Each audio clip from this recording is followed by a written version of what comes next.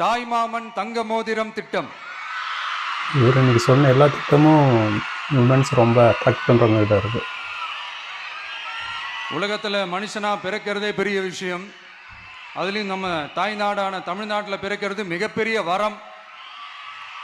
அப்படி நம்ம தமிழ்நாட்டில் பிறக்கிற குழந்தைகளை வரவேற்கும் திட்டம் தான் தாய்மாமன் தங்க மோதிரம் திட்டம்.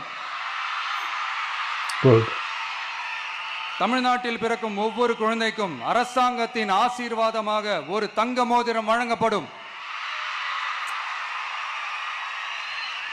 கூடவே ஒரு பேபி வெல்கம் கிட்டும் வழங்கப்படும்.